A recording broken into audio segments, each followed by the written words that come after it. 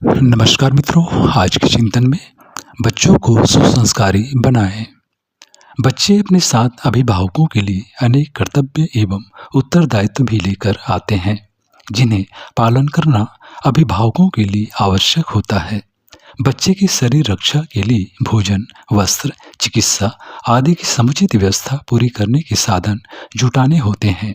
इतना ध्यान आमतौर से अभिभावकों को रखना होता है और वे अपने ढंग से उसकी पूर्ति भी करते हैं। किंतु बात यही समाप्त नहीं होती। इससे भी आगे की जिम्मेदारी अभिभावकों की है, जिसके न समझने एवं न निभाने से बच्चे अनेक दोष दुर्गुणों से घिर जाते हैं और परिवार एवं समाज के लिए दुखदायी सिद्ध होते हैं। अतएव दुर्गुणों से बचाना और सुसंस्कारी बनाना अभिभावकों का कर्तव्य है।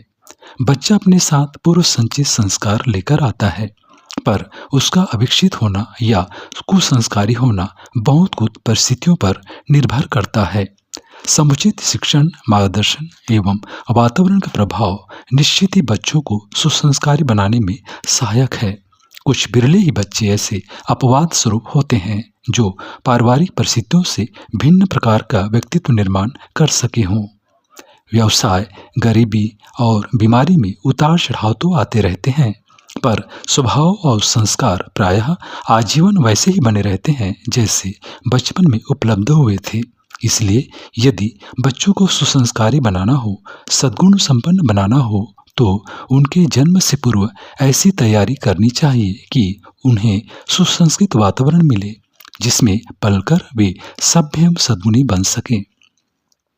यह एक तथ्य है कि बच्चा गर्भ में आने के दिन से ही सीखना शुरू करता है और 5 वर्ष तक होने तक अपनी मनोभूमि का निर्माण 3/4 पूरा कर लेता है।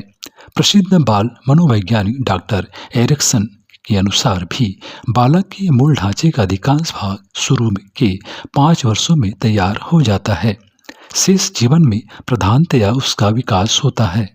इस अवधि में बच्चा बहुत संवेदनशील होता है। बड़े होने पर स्कूली पढ़ाई, कला कौशल आदि की शिक्षा पाई जाती है। इन कार्यों के उपयुक्त मस्तिष्की विकास बड़ी उम्र में होता है, किंतु स्वभाव, संस्कार एवं चरित्र जिस आयु में सीखा जाता है, वह अवधि गर्भ में प्रवेश करने से लेकर 5 वर्ष तक की है। इस अवधि में अचेतन मस्तिष्क बहुत संवेदनशील रहता है। निकटवर्ती वातावरण में जो कुछ सोचा या किया जाता है, उसका बहुत ही स्पष्ट चित्र अपनी अंतः भूमिका में उतारता जाता है।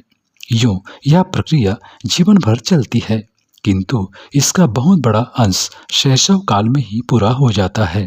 अतएव अभिभावकों को अपने बच्चों को सुसंस्कारी, सद्गुणी बनाने के लिए वातावरण बनाने का पूरा ध्यान देना चाहिए, जिससे उन्हें सुसंस्कृत बनने का उपयुक्त आधार मिल सके। यह भली भांति जान लेना चाहिए कि व्यक्ति की सुख शांति के लिए स्वास्थ्य, शिक्षा, आजीविका आदि की आवश्यकता तो है, किंतु इतने भर से काम नहीं चलता। यदि आदतें और अभिलाषाएं घटिया किस्म की हैं, तो व्यक्ति का दृष्टिकोण, स्वभाव एवं व्यवहार ऊंचे स्तर का होगा। परिणाम स्वरूप वह खुद परेशान रहेगा और परिवार वालों को अपने व्यवहार से दुखी और परेशान करेगा तथा सड़ी मछली की तरह पूरे समाज रूपी तालाब को गंदा करेगा। यदि हम बच्चों के भविष्य को उज्जवल देखना चाहते हों, तो उचित यही है कि उनको सुसंस्कारी बनाने की तैयारी में जुट जाएं। बच्चे पैदा करने से पहले पति पत्नी को अपने दोष दुर्गुणों का परिष्कार करना चाहिए। अपने जीवन को सादगी से पूर्ण तथा तपोमय बनाना चाहिए। प्राचीन काल में महर्षि कर्दम तथा देवहूति ने अपने तपश्चर्यामय जीवन से अपने को पवित्र परिष्कृत करके ही सांख्य दर्शन शास्त्र के प्रणेता महर्षि कपिल जैसा पुत्र पाया था।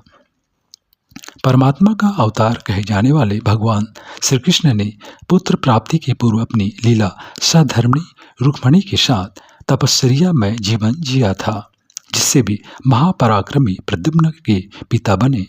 आधुनिक काल में भी तपस्वी एवं अनुकरणीय जीवन जीने वाले दंपतियों सुधीराम चंद्रामणि तथा रामचंद्र श्यामा सुंदरी ने श्री रामकृष्ण तथा शारदामणि जैसी विश्व विश्रुत महान संतानें पाई।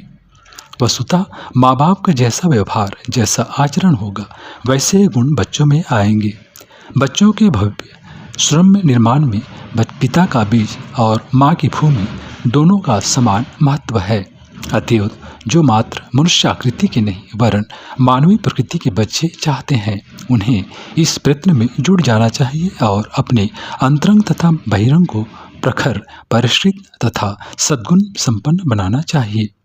गर्भावस्था में जननी के विचारों एवं भावनाओं का शिशु पर प्रभाव पड़ना निश्चित है। शकुंतला के संस्कारों ने भरत को महावीर बनाया। मदालसा अपने दिव्य संस्कारों के कारण ही 3 ब्रह्मज्ञानी पुत्रों की मां बनी।